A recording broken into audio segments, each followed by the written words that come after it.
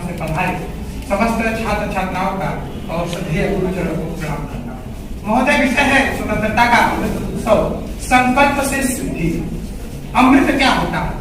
जब हम प्राचीन काल में जाते हैं तो देव और असुर मिलकर के जिस रथ को खींचते हैं और बीच में से लक्ष्मी हाथ में अमृत का कलश लेकर के प्रकट हो जाती है, वैसे ही हम इन 75 वर्षों में अलगाववाद, आतंकवाद एक तरफ रस्सी पकड़कर खींच रहा था और एक तरफ राष्ट्रवादी युवा एक तरफ से पकड़कर उस राह को खींच रहे थे और बीच में से 75 वर्षों बाद हमारी भारत माता हाथ में अमृत का कलश लेकर के प्रकट हुई और हमारे प्रधानमंत्री जी ने आजादी का अमृत महोत्सव मनाया।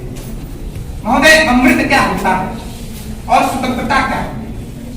देखिए, हम आज से 75 वर्ष पूर्व परतंत्रता से मुक्ति तो पा लिए थे, पर पूर्णतया स्वतंत्र अर्थात खुद के तंत्र पर चलना, लेकिन हमारे पास खुद का कुछ था ही नहीं, हम स्वदेशी का प्रयोग ही नहीं करते।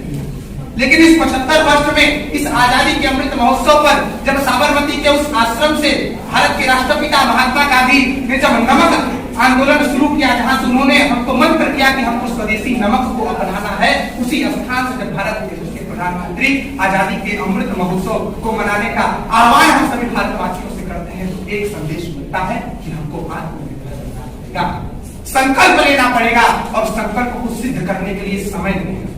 महोदय, हम 75 वर्ष में इस आजादी के अमृत महोत्सव को तो मना रहे हैं, परंतु आज इस 75 वर्ष के बाद जब हम भारत 100 वर्ष शतायु जब हो जाएगा, भारत अपने 100 वर्ष को पूर्ण करेगा, तो यह बीच का जो 25 वर्षों का कालखंड है, इसको माननीय प्रधानमंत्री जी ने अमृत काल कहा और इसी अमृत काल के अंतर्गत हम अपने संकल्प को सिद्ध करेंगे। जो इस भाषण का विषय है संकल्प से सिद्धि, उस संकल्प को क्या संकल्प होता? एक राष्ट्र का संकल्प है कि हम भारत को आत्मनिर्भर बनाएंगे, हम भारत को परम वैभवान्वित स्वराष्ट्रम समर्था भवता विचारते, हम भारत को परम वैभव पर ले जाएंगे। यह राष्ट्र का संकल्प है। हम विश्व बंधुत्व का झलक विश्व को फिर से दिखाएंगे। मानो भद्रा कर्तव्य जंतु विश्वता सर्वे भवन्तु सुखिनः सर्वे सन्तु निरामया। हम विश्व बंधुत्व की भावना इस विश्व को सिखाएंगे, यह हम इस भारत से सीखेंगे और यह इस राष्ट्र का संकल्प है जो 25 वर्षों में से। इसके बाद हम अपने संकल्प को पूर्ण करेंगे और भारत माता को विश्व के मानस पटल पर स्थापित करेंगे और सिद्धियां प्राप्त करने में तो हमसे बड़ा कौन हो सकता है? हमारे हनुमान जी अष्ट सिद्धि नवनिधि के दाता, अष्ट सिद्धियां महिमा गरिमा महिमा ललिमा प्राप्ति प्रगम्य ईशित वसित जैसी 8 सिद्धियों को हमने अपने हाथों में दबोच कर रखा, तो एक सिद्धियां हम क्यों नहीं प्राप्त कर? भारत के लोग इन सिद्धियों को प्राप्त कर सकते हैं और इसके लिए यही अमृत काल जो 25 वर्ष का हमारे माननीय प्रधानमंत्री जी ने बताया, यही समय है अपने संकल्प को सिद्ध करने के लिए। सिद्ध सिद्धियों समोभूता समत्वम योग उच्यते, एक साथ यौगिक रूप से सबके साथ चलकर के संकल्प शतम समवनत्वम समो मनान सिद्धांतम देवा भाग धाम पूर्व संचार करना रूपाश्यते। जब हम साथ चलेंगे अपने संकल्प के लिए, अपने संकल्प की पूर्ति के लिए, सिद्धता के लिए, तब देवता भी हमारे चरणों को चूमेंगे और कहेंगे भारतीय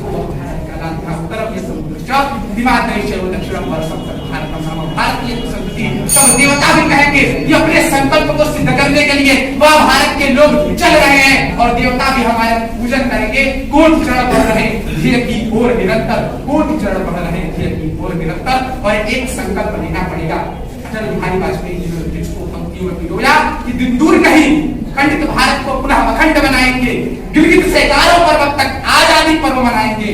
उस अमर दिवस के लिए आज से कमर कसे बलिदान करें, जो पाया उसमें खो न जाए, जो खोया उसका ध्यान। जिस पापी ने भारत माता का मुकुट उतारा, जिस पापी ने भारत माता को खंडित किया, यह संकल्प ले कि 25 वर्षों में अहिंसा के मार्ग पर ही चलकर, विश्व बंधुत्व के ही मार्ग पर चलकर भारत माता को फिर से एक अखंड स्वरूप देंगे। यह संकल्प ले और इसको सिद्ध करने के लिए 25 वर्षों की निरंतर तपस्या करें, ऐसी आप सभी से आशा है। बहुत बहुत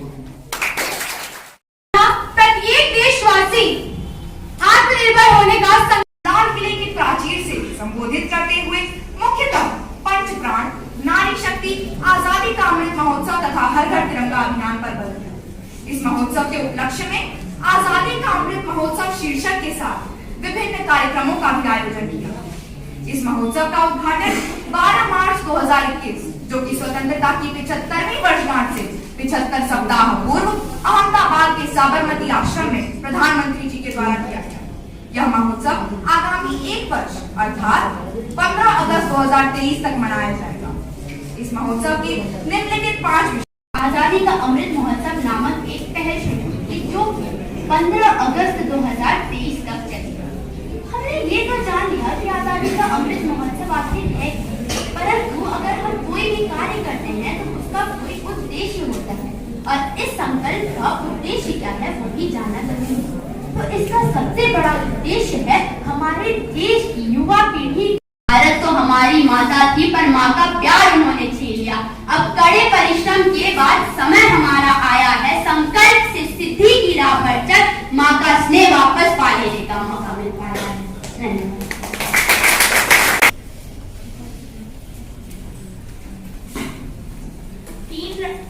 तीन रंग का वस्त्र नहीं है, ध्वज देश की शान है।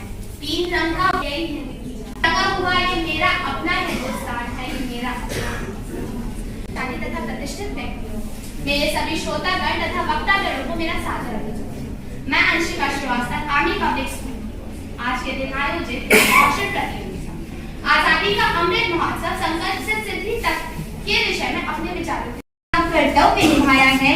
मातृभूमि पर न्यौछावर उनकी काया है, उनके जज्बे को सलाम करता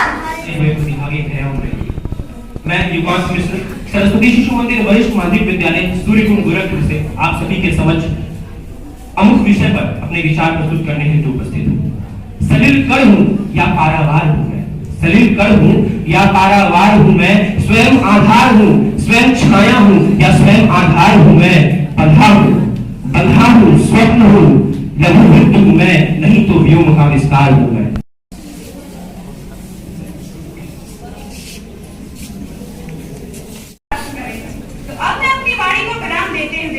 इतना ही कहना चाहूंगी कि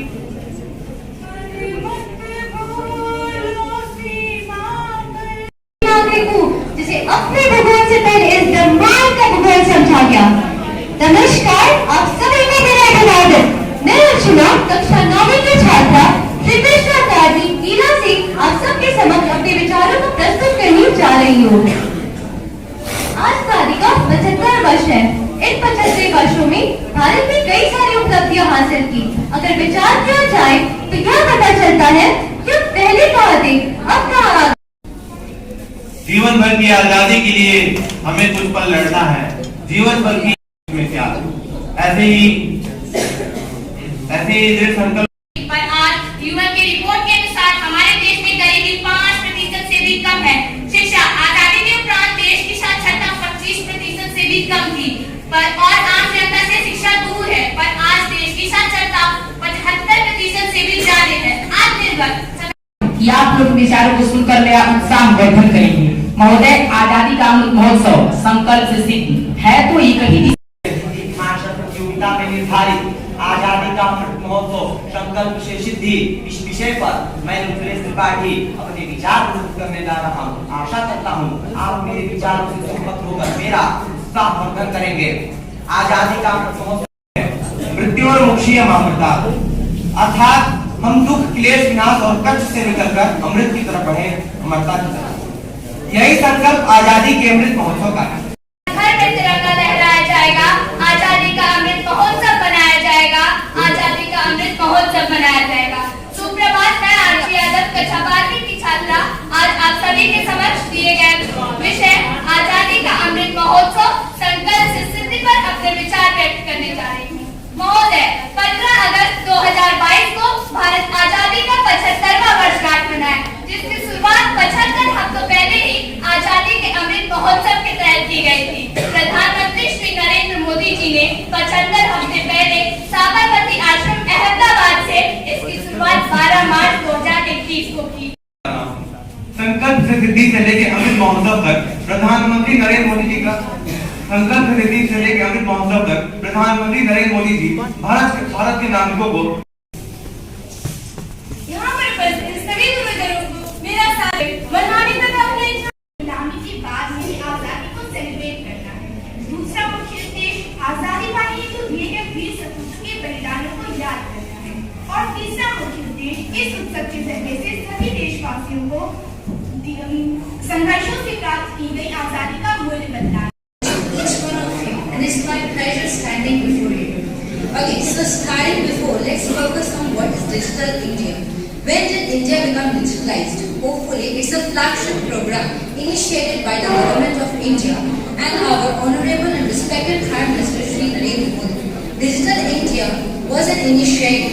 was on the date dated 1 July 2015. So, in digital India, why is there a need for cybersecurity? Okay, Simon Sinek, the writer of the book Start With Why, mentions whatever we have to start, we need to ask this question, that why is it required? So my question even starts with this question. For about time span of nearly 1 month, he encountered that they have started blackmailing him and they have started interviewing the money and spamming him. So then at last he decided. So there is a requirement. Okay, but at last, at the end of my speech for the requirement, I have come across, after my research, that there are some initiatives which at individual level a person can take. First and the foremost thing is awareness about the manipulative moves of these hackers, spammers and cyber criminals. Second, schools, colleges and universities should install a subject about computer ethics, social threats and etc. Third, important as well, that we should install an antivirus sophisticated program software which was being installed by the government of India.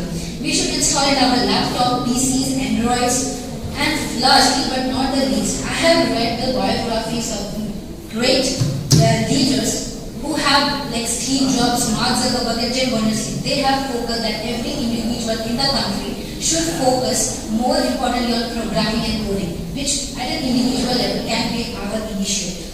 Now, concluding my speech, thank you. Stay aware, stay safe, stay hungry, stay foolish. That there are 69,000 languages spoken by 7.6 billion people in our world. And these languages vary from continent to countries, countries to state, state to town and town to people. And it's not like we need to communicate to the whole world, we need to actually learn all these languages. We do have some languages in common. For instance, mathematics. Say if I have one apple, you give me another, I have 2 apples. And that statement can't be defied by anyone in this world. The same way, out of these 7.6 billion people, 3.7 billion of us are always online on the internet. Thus, another most common language that we do Security is important because it is on their right. Fundamentally, our society is more technologically literate than ever before. There is no sign that because the state are slow. Sensitive information like social security numbers, bank account details, credit card information are stored in cloud storage service like Google Drive. The fact of the matter is whether you are an individual, small businesses, large multinational companies, you live on computer system every day. So it is very necessary difference between to the cyber security and the information security. Even though the skill sets are similar, government around the world are giving more attention to the cyber crimes. GDPR is the great example. GDPR means General Data Protection Regulation. Firstly, we should protect our sensitive data. It's important to implement data security to the third-party network. Almost 60% of data breaches occur via compromised third-party providers. So by shutting down the vendors data leaks, the majority of the data breaches and accidents can be avoided. Today, more and more people are opting digital payments, leaving them exposed the cyber criminals. As causes of cybercrime show, there is an urgent need. security program, our organization cannot defend itself against data breach campaigns, which makes it a systematic target for cyber criminals. Cyber threats can come from any level in your organization, but this must be include cyber security awareness training to educated staff about common threats of cyber, like social engineering scams, phishing, ransomware attacks, think, wanna cry, and other methods designed to steal intellectual property or personal data. Cybersecurity is the state process of protecting and recovering computer system, network device, and programs any types of cyber attacks. And attacks are increasingly sophisticated and involving danger to use sensitive data. As we introduce the next generation on new technology that will have access our connected device via Bluetooth and Wi-Fi to keep customers while advancing new technology intelligent, good, and ignoring the sensitive data. As a method, you might have power by switching engineering, artificial intelligence, to circumvent data security controls, and has a single remaining thought how to identify and currently respond to cyber threats. A data branch could be awarded of such educational program. I'm here to represent my views on it. So, before explaining that why we need for cyber security in our country as a digital platform, I want to explain what is a cyber crime, how it is affected to us, our country's people, according to our current databases.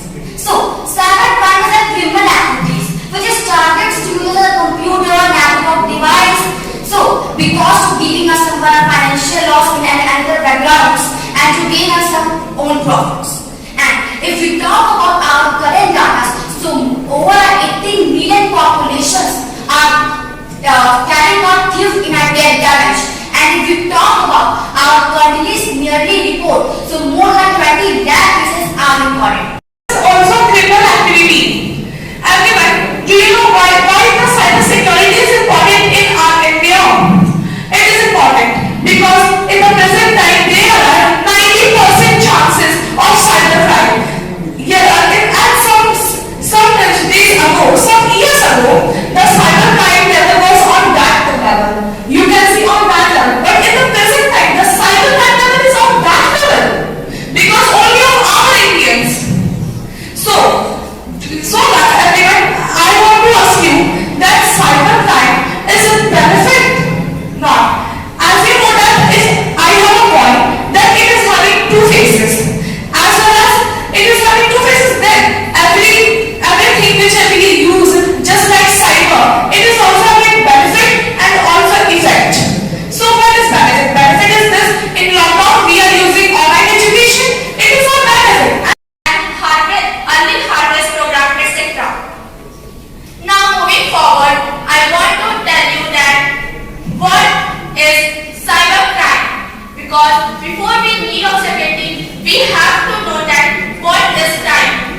As you all know that, and I think you mostly have familiar about the word crime. And what is it? Crime is a negative doing of someone that affect our life or sometimes the nation. Privacy is dead and the internet holds the gun. The world is neither black nor white, it's grey. The biometric identity Aadhaar has in theory brought the billion Indians into the cyber age and will be the basis of even more digital transactions, procedures and products. India, to put it mildly, has become a target-rich environment for hackers. The threat of cybercrime can be at a level as small as stealing your pictures to as big as risking a nation's security. Example being the malware Stuxnet, which almost caused a nuclear meltdown in Iran. Blue Whale, a horrendous game invented back in 2016, took at least 200 lives. 85% of the Indian kids are victims of cyberbullying. According to NCRB, around 1,06,560 websites have been hacked in the past 5 years, and 73 websites are being hacked every day. Breach of privacy and even robbed too. My friends, I'm talking none other than the world of internet that has opened the gates for both heavenly fairies as hellbound monsters to reach us. On one hand, we get bountiful of information, so on the other hand, need to tackle the threats of cyber world as well. A report from National Crime Records Bureau stated that cyber crimes in India, which is going through a digital revolution, skyrocketed to around 53,000 in 2021, registering 5% increase from 2020 and 15% from 2019. Due to this only, the government of India set up the Indian Cybercrime Coordination Center under the Ministry of Home Affairs. The same group which is majorly the victim of it, teenagers we call them, who loves calling themselves netizens but often forget netizens. Cyber safety is an important sector the government of India has worked upon, continues to work upon, and the ID Act of 2000 is the leading governing law which prevents the cyber crime.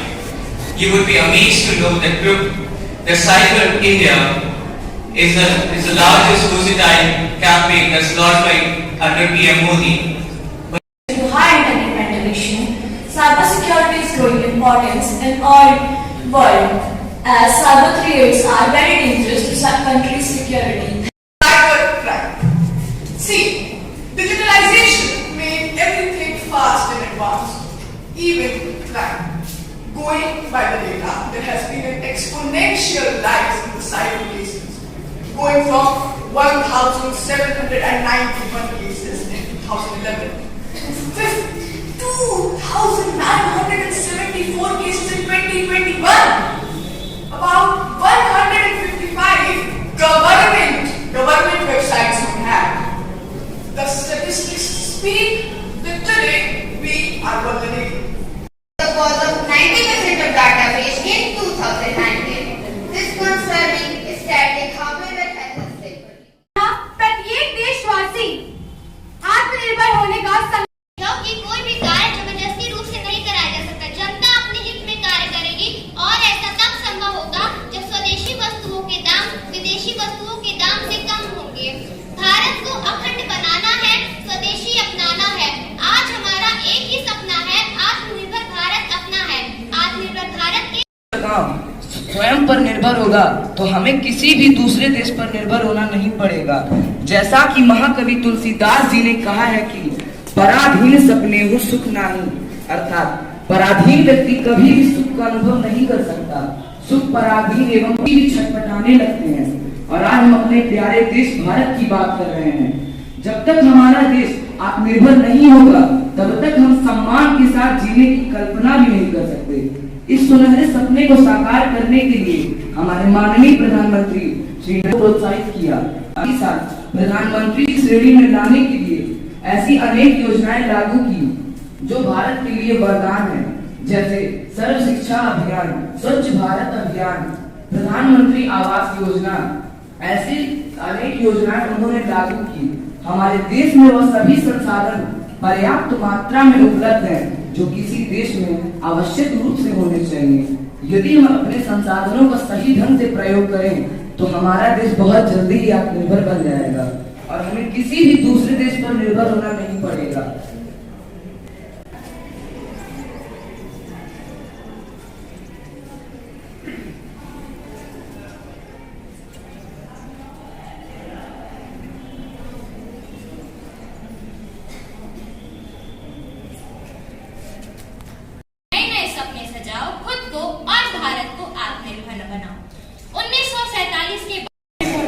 यानी स्वयं को किसी और पर आश्रित न करना।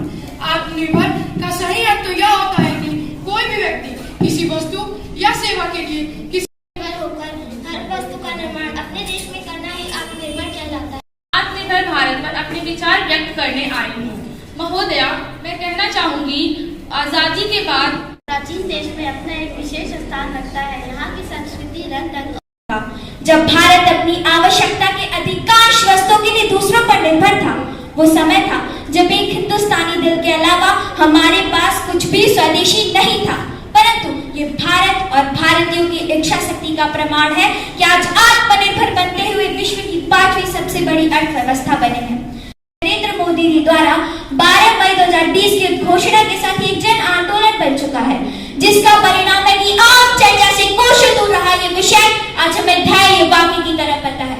और हो भी क्यों, आखिर भारतीय दर्शन एवं इतिहास के प्रणेता, सबसे बड़े नीति निर्देशक एवं धर्म स्थापक भगवान श्री कृष्ण ने भी तो कहा है, उद्धारणात्मनात्मान नात्मान भवसादे आत्मै यात्मनो बंधुरात्मै विपुरात्मना। आज हम इतने सक्षम हो चुके हैं, असंभव दिखने वाले कार्य हम एक प्रयास में पूरा कर रहे हैं। मंगल ग्रह तक पहुंच तथा एक ही साथ 104 उपग्रहों का प्रक्षेपण हमारी तकनीकी आत्मनिर्भरता का सजीव उदाहरण है। परंतु अभी और सुधार बाकी है, क्योंकि अभी भी भारतीय कामगारों की एक बड़ी जनसंख्या विदेशी कंपनियों पर निर्भर है। अभी हाल ही में अमेरिकी कार निर्माता कंपनी फोर्ड ने भारत में अपने सभी कारखानों को बंद करने का निर्णय लिया और एक ही झटके में हजारों की जनसंख्या बेरोजगार हो गई। इसलिए ऐसी स्थिति से बचने एवं निपटने के लिए हमें अपने लघु एवं मध्यम उद्योगों को और सशक्त बनाना होगा, और ऐसा तभी संभव है जब हम आत्मनिर्भरता को और अधिक बढ़ाएंगे, क्योंकि जहां उड़ान में हिम्मत दिखाई पड़ती है वहां मित्रों, मैंने आत्मनिर्भर भारत को ध्येय माने था, तो ध्येय मात्र आर्थिक दृष्टि से भारत को समृद्ध करना नहीं, अपितु भारत को विश्व गुरु बनाने का है। और मात्र आर्थिक संपन्नता से विश्व गुरु नहीं बन सकते, उसके लिए सामाजिक, आर्थिक, वैचारिक तथा सांस्कृतिक आत्मनिर्भरता का होना अनिवार्य है। जिस प्रकार स्वादिष्ट एवं लोकप्रिय पकवान बनाने हेतु सभी मसाले आवश्यक होते हैं, उसी प्रकार विश्व गुरु बनने हेतु सभी अवयवों की समान रूप से आवश्यकता होगी। और इस ध्येय की पूर्ति हेतु आत्मनिर्भरता ही एकमात्र मार्ग है।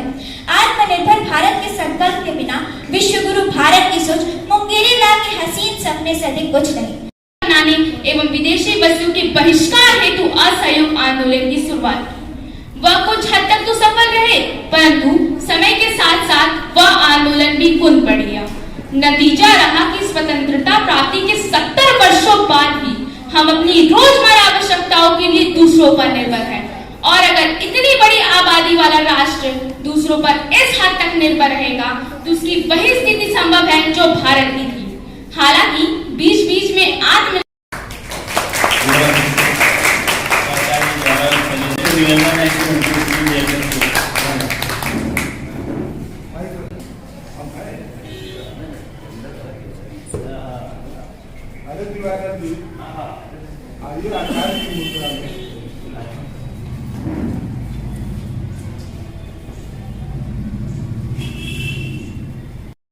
गर्व तथा सम्मान के भाव से भर देता है।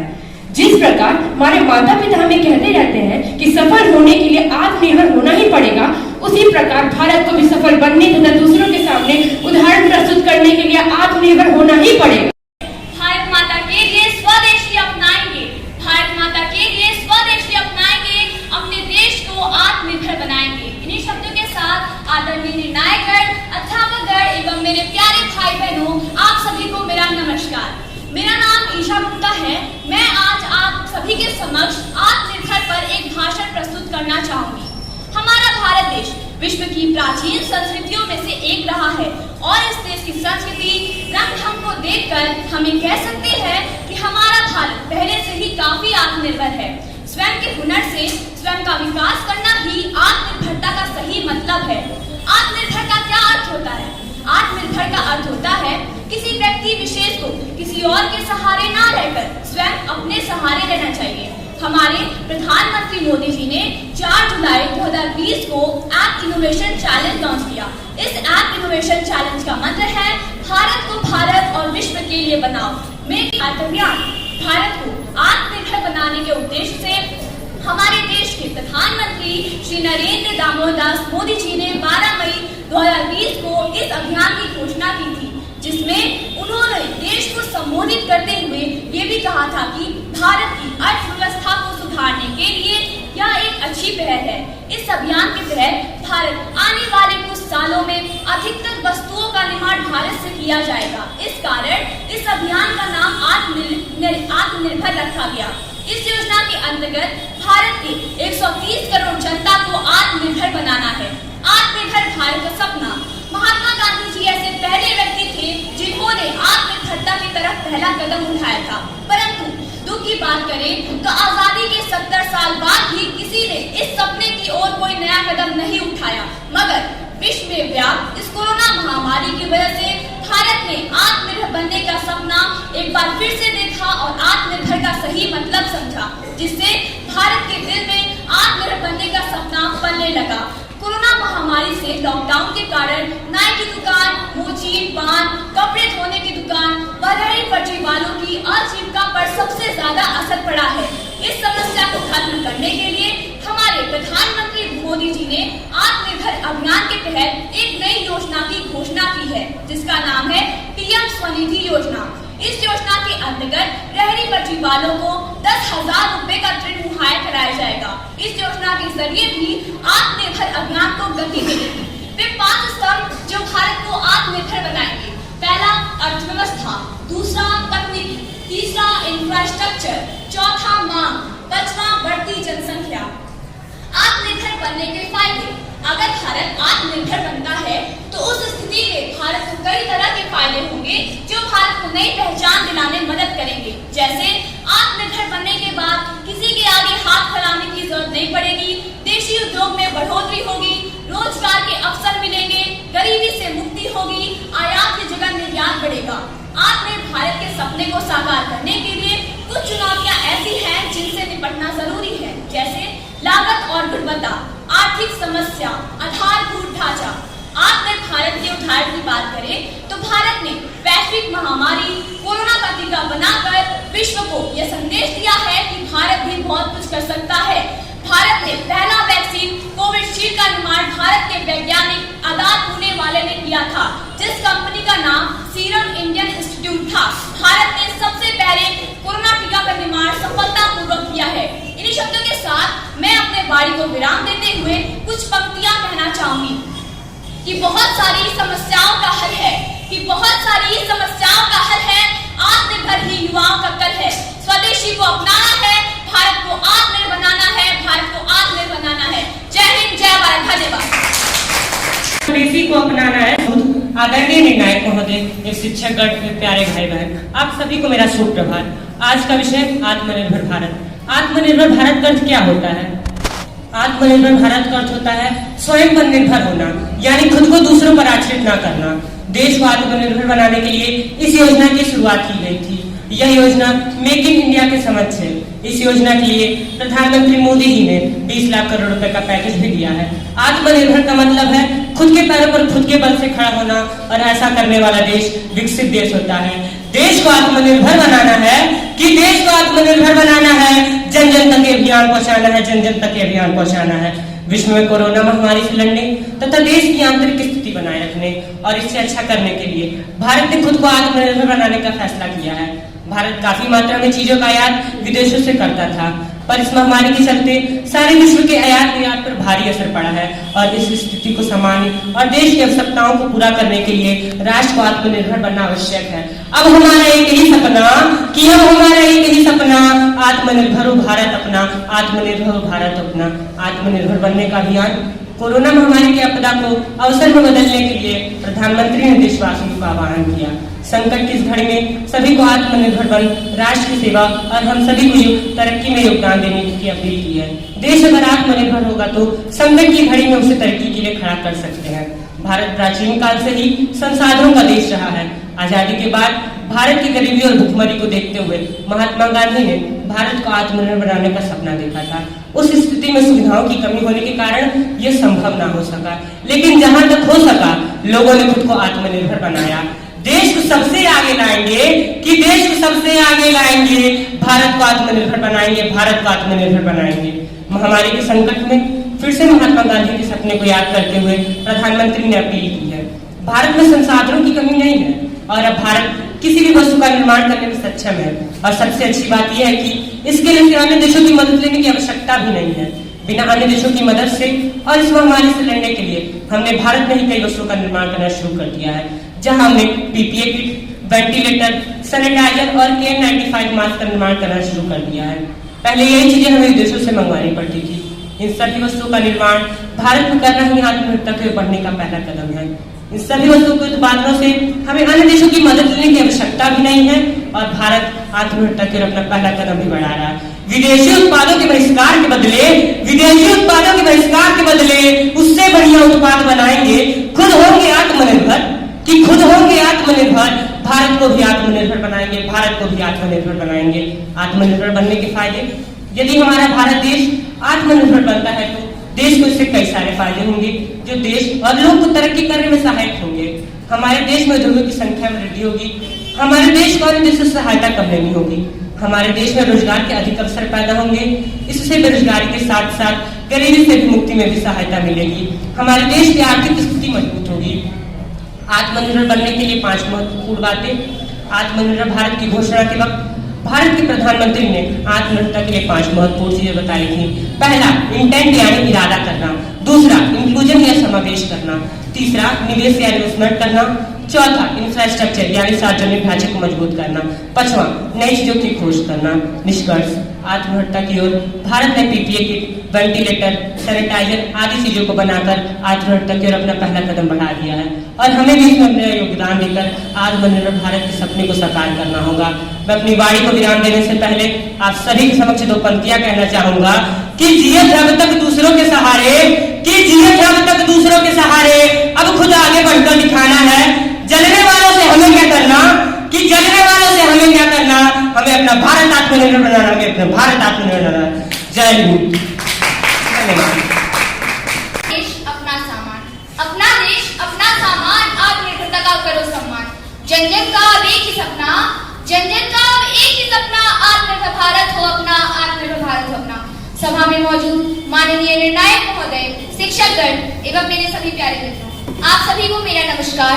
मेरा नाम पीहू द्विवेदी है और मैं कक्षा 7 की छात्रा हूँ। जैसा कि हम सब जानते हैं, आज के समय में हमारे देश में आत्मनिर्भर भारत की मुहिम जोरों शोरों से आगे बढ़ रही है। तो उसी विषय पे मैं अपने कुछ विचार आप सभी के सामने प्रस्तुत करना चाहूंगी। यह एक बहुत प्रसिद्ध कहावत है कि आवश्यकता ही आविष्कार की जननी है। इसी प्रकार आत्मनिर्भर भारत का आविष्कार भारतीय लोगों के साथ साथ भारतीय अर्थव्यवस्था के लिए भी बहुत ही आवश्यक था। कि दूरदृष्टि पर आधारित एक पहल है। मोहब्बत की माटी को हिंदुस्तान कहते हैं, कि मोहब्बत की माटी को हिंदुस्तान कहते हैं और जो इसके लिए कुछ कर जाए उसी को महान कहते हैं, उसी को महान कहते हैं। आत्मनिर्भर का सही मतलब है किसी दूसरे पर निर्भर ना होकर खुद पर निर्भर होना। यह जितना एक व्यक्ति के लिए जरूरी है उतना ही एक देश, गांव आदि के लिए भी आवश्यक है। यदि हमारा देश और गांव खुद पर निर्भर होगा तो हमें किसी और पर निर्भर होने की आवश्यकता नहीं पड़ेगी। जब मिटता है अज्ञानता का अंधकार, कि जब मिटता है अज्ञानता का अंधकार, तब लोग शुरू करते हैं अपना व्यापार, तब लोग शुरू करते हैं अपना व्यापार। और हमें किसी दूसरे के सामने, किसी दूसरे से हमें सहायता मांगने की आवश्यकता ही नहीं पड़ेगी। हमारे देश में वह सभी संसाधन पर्याप्त मात्रा में उपलब्ध हैं जो किसी देश में आवश्यक रूप से होने चाहिए। यदि हम इन संसाधनों का उपयोग सही तरीके से करके वस्तु का उत्पादन खुद के लिए करें तो हमारा देश बहुत जल्द ही आत्मनिर्भर बन जाएगा। और यदि सभी आवश्यक वस्तु का उत्पादन हमारे ही देश में होने लगा तो हमारा देश अपनी कई बड़ी समस्याओं से जल्द ही मुक्ति पा लेगा। आत्मनिर्भर होना हमारी पहचान, कि आत्मनिर्भर होना हमारी पहचान, इसी से बढ़ेगी देश की शान, इसी से बढ़ेगी देश की शान। हमारे माननीय प्रधानमंत्री श्री नरेंद्र मोदी जी इस साल सेंट्रल में नई शिक्षा नीति लागू कर चुके हैं। हमारा यह मानना है कि यह नई शिक्षा नीति हमारे भारतीय युवा वर्ग के भविष्य को सुधारने में मदद करेगी। नई शिक्षा नीति का मुख्य उद्देश्य एक बच्चे को कुशल बनाने के साथ साथ जिस भी क्षेत्र में वह रुचि रखता है उसकी ओर उसे प्रशिक्षित करना है। इस प्रकार सीखने वाला अपने उद्देश्य के साथ साथ अपनी क्षमताओं का पता लगाने में भी सक्षम होता है। नई शिक्षा नीति में शिक्षक की शिक्षा और प्रशिक्षण प्रक्रियाओं के सुधार पर भी जोर दिया गया है। नई शिक्षा नीति एक बहुविषयक प्रासंगिकता पर केंद्रित है जिसका उद्देश्य एक विद्यार्थी का सर्वांगीण विकास करना है, जो एक विद्यार्थी को उसके भविष्य काल में आत्मनिर्भर होने में एवं खुद पर निर्भर होने में मदद करता है। जब एक बच्चा युवान होता है तो उसके अंदर आत्मनिर्भर बनने की चाह उभरती है और वो स्वरोजगार के अवसरों की तलाश करने लगता है। स्वरोजगार से आपको स्वतंत्रता मिलती है। एक गंभीर अधिकारी से निपटने या कर्मचारियों की शिकायतें सुनने से आपको आजादी मिल जाती है। पहले के समय में आत्मनिर्भर बनना एक सपना सा लगता था, पर आज के समय में जब एक बच्चा अपनी शिक्षा पूर्ण कर लेता है तो स्वरोजगार के कितने ही अवसर उसके सामने खड़े होते हैं। आज के समय में लड़के ही नहीं लड़कियां भी आत्मनिर्भर हो गई हैं। जैसे जैसे जनसंख्या बढ़ रही है वैसे वैसे सरकारी नौकरियां भी सीमित हो रही हैं। अब हर किसी को नौकरियां तो मिल नहीं सकती, इसलिए युवा स्वरोजगार के नए नए अवसर पैदा कर रहा है। अब कुछ चंद पंक्तियों के साथ मैं अपनी वाणी को विराम देना चाहूंगी कि सोने की चिड़िया तू अब ना बनना, कि सोने की चिड़िया तू अब ना बनना, तुझे आज का कोहिनूर बनना है। 21वीं सदी को भारतीय सदी बनाकर ए भारत तुझे आत्मनिर्भर बनना है, तुझे आत्मनिर्भर बनना है। धन्यवाद। बनना है 21वीं सदी को भारतीय सदी बनाकर, 21वीं सदी को भारतीय सदी बनाकर ए भारत तुझे आत्मनिर्भर बनना है।